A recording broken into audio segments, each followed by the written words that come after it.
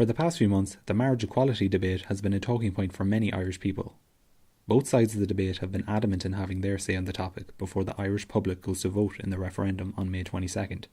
Campaign posters line the streets of almost every Irish town and city in an attempt to gather as much support as possible for either side. However, many are criticising the abundance of posters lining Irish streets, raising questions over the environmental effects the referendum will have after voting has taken place. Many are wondering who will be responsible for getting rid of these posters.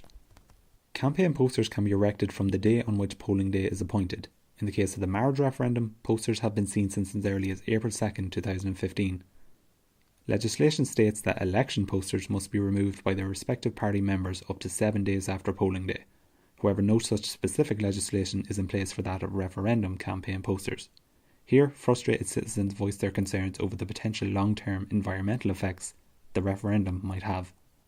Any type of political campaign, there's always a sort of leftover effect. There's always going to be posters thrown around, there's always going to be vandalism around that sort of thing. So it's just a matter, I think, the political parties to actually go around themselves and take posters down and actually get rid of them sufficiently themselves, instead of letting these, thugs, if you like, go around and destroy them. Yeah, I don't think that's good at all. It's like, it's very obtrusive, and things like that shouldn't be pushed in our face. It's like you see some of the posters that are saying to vote no, and then like the people that are on the whole yes campaign are like taking them down, and like they just throw them there. They don't really care about them because they're voting yes. The cost of them is a bit silly, like it's in the millions, and I do think it's an important issue.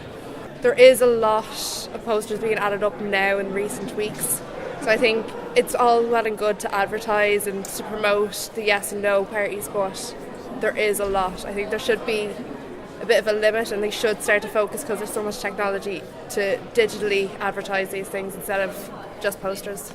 Many thought the posters were unnecessary and that perhaps campaigning could be done elsewhere. Probably online advertising a bit more. I think personally I'd spend more time online looking at ads than I would at posters on the street. So I guess you could probably tackle that a bit more. I just kind of think all online, or you could come up with some kind of digital projections of posters rather than having paper posters up around the place.